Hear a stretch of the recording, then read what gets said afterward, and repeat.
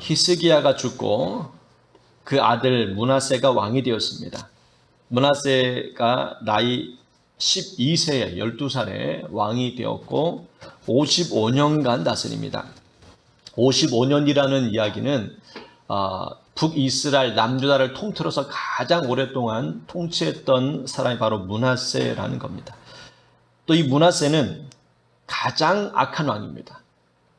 남북을 통틀어서 가장 악한 왕이 누구냐 할 때에 이 므낫세를 꼽습니다. 오늘 말씀해 보시면 그 므낫세가 행한 그 죄들을 기록하고 있습니다. 보시게 되면은요, 이방인의 왕보다 더 악한 짓을 했다라고 말씀합니다. 9절에 보시면은요, 여러 민족보다 더 심하였더라라고 이렇게 말씀합니다. 이 므낫세가 얼마나 악한 왕이었는지 이방 왕들도 하지 않았던 그러한 악한 짓을 많이 했던 것을 보게 됩니다. 자, 3절 이후에 보시게 되면은 므낫세가 지은 죄들이 쭉 기록되어 있습니다. 아버지 히스기야가 없앴던 산당들을 다시 세웠고 우상들을 경배하기 시작합니다. 뿐만 아니라 하나님의 성전에 우상을 세워놓습니다. 제단을 만들기 시작합니다. 그리고 자기 아들 불 가운데로 이제 지나가게 만들기도 하고, 또 점치는 것, 신접한 이러한 여인, 무당을 불러서 굿도하는 그러한 모습도 보이기 시작합니다. 그리고 가장 이 죄는 뭐냐면은 16절 말씀에 있는 것처럼 무죄한 자의 피를 심히 많이 흘려라고 말. 무죄한 자가 누구냐라면은 아마 선지자, 제사장 그런 사람들이죠. 악을 하다 보니까는 결국 그 악에 대해서 하나님을 믿는 선지자, 제사장들이 당장 그 악을 멈춰야 됩니다. 하나님의 성전에서 우상을 제거해야 됩니다. 그렇게 분명히 외친 사람들이 많았을 거예요. 특별히 제사장들은 하나님의 성전을 섬기면서 예배를 드리는데 우상들이 있습니다. 그래서 어찌 가만히 있을 수 있겠습니까? 그러니까는 우상들을 제거해야 됩니다. 한 앞에 바로 서야 됩니다. 그렇게 외치는 사람들마다 죽이기 시작하는 겁니다. 한두 사람이 아니라 보시면 심히 많이 죽였다라고 이렇게 기록된 것을 볼 때 정말 자기에 대해서 자기의 뜻을 거스르게 만들고 또 악에 대해서 그 악을 멈추라고 외쳤던 그 많은 사람들을 다 죽여서 없앴던 것을 보게 됩니다. 그러니 세상에 이 므낫세라는 왕이 이런 악을 행함으로 말미암아 하나님께서는 가만히 있을 수가 없었습니다. 그런데 희한한 것은 어떻게 55년 동안 통치했느냐라는 거죠. 그런 걸 보면서 우리가 세상도 그렇습니다. 악한 사람들이 오래 사는 경우들이 종종 있습니다. 흉악한 그런 범죄자들은 일찍 죽지도 않고 어떻게 건강히 잘 지낼까? 어떻게 저렇게 부자로 살까? 라는 생각, 의심이 들기도 합니다. 하나님 뭐 하실까라는 생각이 가끔씩 들어요. 뉴스를 통해서 우리가 보는 내용을 보면 참 착하게 사는 사람들, 이렇게 일찍 죽는 사람들이 많은지, 사고로 죽고 병으로 죽고 죽는 사람이 많아요. 근데 못되고 악한 사람들은 저렇게 빨리 안 죽고 저렇게 잘 지내는 경우들이 종종 있습니다. 이 므낫세가 바로 그렇습니다. 므낫세가 빨리 죽어야 될 사람인데도 불구하고 빨리 죽지 않고 그렇게 오랫동안 또 통치를 해요. 오랫동안 통치하니까 또 백성들이 얼마나 고통을 당하고, 특별히 선하고 믿음을 지키려고 했던 사람들 얼마나 또 어려움을 겪었을까라는 생각을 해봅니다. 자, 이렇게 악한 자도 과연 용서받을 수 있을까? 그 수많은 사람들을 죽였는데 무죄한 자, 악한 사람을 처형시킨 것이 아니라 신실하고 거룩한 주의 백성들을 죽였던 이 므낫세, 그리고 온갖 죄라는 죄는 다 지었던 이 므낫세, 과연 이런 사람도 용서받을 수 있을까요? 열왕기 기자는, 열왕기를 쓴 사람은 이 므낫세가 회개하고 돌아왔다는 사실을 기록하지 않습니다. 근데 역대기에 보게 되면요, 역대하 33장에 보시게 되면은 이 므낫세가 이렇게 죄를 짓자 하나님께서는 아수르를 보냅니다. 그리고 침공을 해서 이 남유다를 침공해가지고 므낫세를 포로로 끌고 갑니다. 아마 그 말씀은 기록되어 있지 않지만은 6절에 보면은 6절 마지막에 이런 말씀이 있습니다. 여호와께서 보시기에 악을 많이 행하여 그 진노를 일으켰으며 라는 이 말씀이 아마 아수르가 남유다를 침공해가지고 결국 어려움을 겪고 므낫세를 포로로 이제 끌고 가게 됩니다. 므낫세는 이제 그곳에서 살면서 깨닫게 됩니다. 회개를 하게 되죠.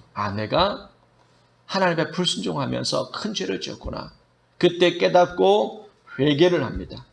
그리고 회개하고 돌아오자 하나님은 므낫세를 다시금 유다로 오도록 만드십니다. 그리고 다시 왕이 되죠.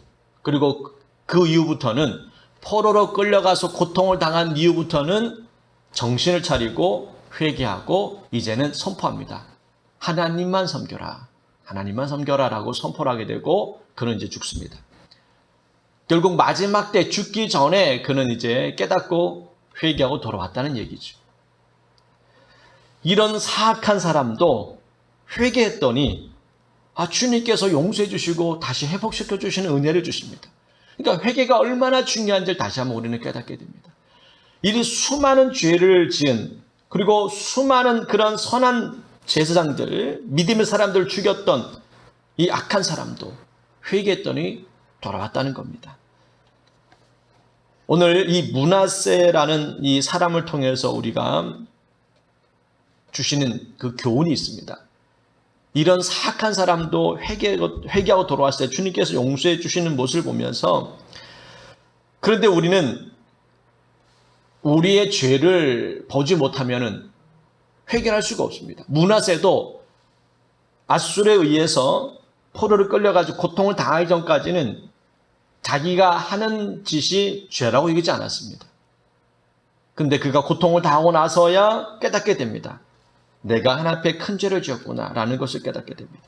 그래서 우리가 이 고난이라는 것은 필요한 부분이 있습니다.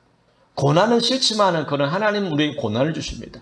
그 고난을 통해서 우리에게 깨달을 때가 많거든요. 근데 고난을 통해서 깨닫지 못하는 사람은 분명히 있어요. 그렇지만 저와 여러분은 고난이 닥쳤을 때에 내 자신을 돌아봐야 됩니다. 과연 내가 어떤 인생을 살았는지, 하나님 보시기에 혹시 죄를 짓고 있지는 않았는지를 살펴볼 기회입니다. 므낫세는 포로로 끌려와서 감옥에 있지 않았다면 그는 결국에는 이런 죄악 가운데 살다가 죽었을 거예요. 그러나 그 고통이 있었기에 회개하고 돌아온 것처럼 저와 여러분도 마찬가지입니다. 혹시 고난이 있을 때에 그 고난 가운데에 하나님을 다시 찾아야 됩니다. 그래야 소망이 있습니다.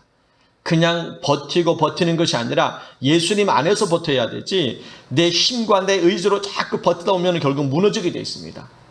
가장 빠른 것은 회개하고 주님 앞에 돌아오는 삶이 우리의 삶을 빨리 회복시키는 겁니다.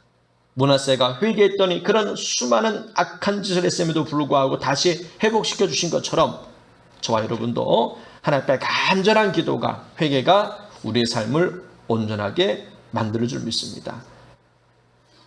회복하는 것은 회개밖에 없습니다. 내 삶을 회복되길 원한다면 기도하며 주님 앞에 돌아와야 될 줄 믿습니다.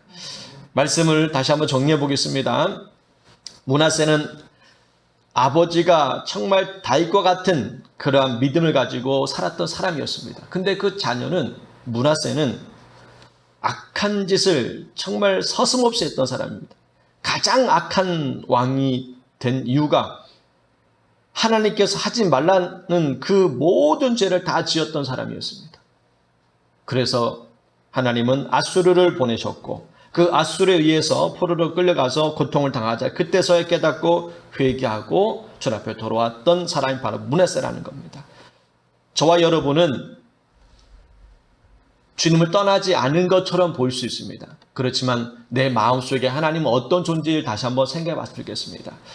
그래서 성경의 비유 중에 보면은 돌아온 탕자에 관한 이야기가 나옵니다.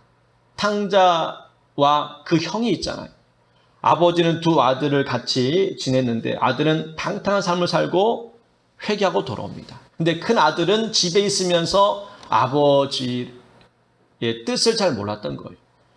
아버지 품에는 있었지만은 늘 아버지를 돕긴 했지만은 아버지의 뜻을 알지 못하고 근심합니다.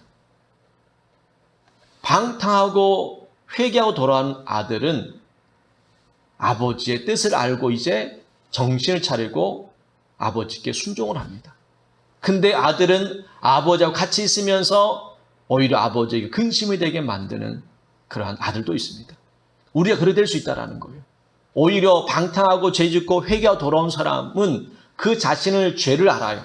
내가 어떤 사람인지. 난 이제 아버지의 종처럼 살아야 되겠구나. 깨닫고 돌아온 사람이 있습니다. 그것이 결국 복이지요.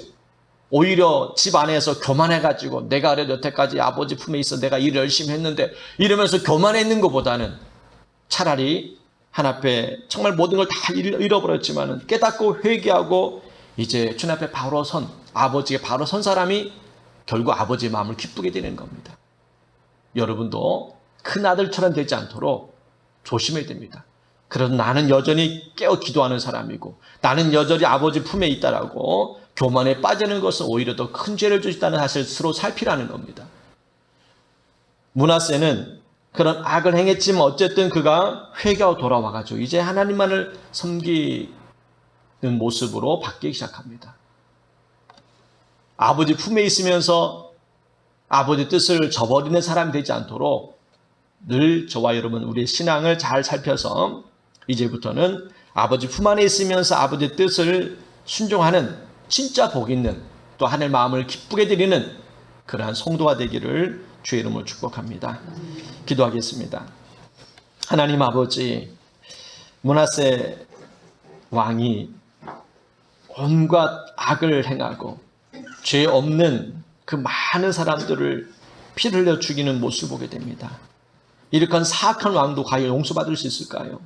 그런데 하나님께서는 그가 간절히 회개하고 기도했을 때 다시 회복시켜 주셨고 용서해 주셨고 그 삶을 주님께서 이끌어 가시는 모습을 보게 됩니다. 주님, 우린 주님 안에 있으면서 이 새벽 기도까지 나오고 봉사 헌신합니다. 근데 마치 큰 아들처럼 돌아온 탕자를 볼 때마다 기뻐하는 것이 아니라 오히려 분노하고 화를 내는 모습을 보게 됩니다. 우리가 주님 안에 있다면서도 불구하고 주의 뜻을 알지 못하고 내 생각과 내 뜻대로 살았던 거 회개하며 이제 주님의 마음을 품고 주의 뜻에 순종할 수 있는 그런 삶을 살아갈 수 있도록 도와주시옵소서. 하나님의 뜻을 우리가 잘 깨닫지 못함으로 말미암아 우리가 내 뜻대로 살려갈 때가 있습니다. 용서해 주시고 이제부터 하나님 아버지의 뜻에 순종하며 살아갈 수 있도록 도와주시옵소서. 예수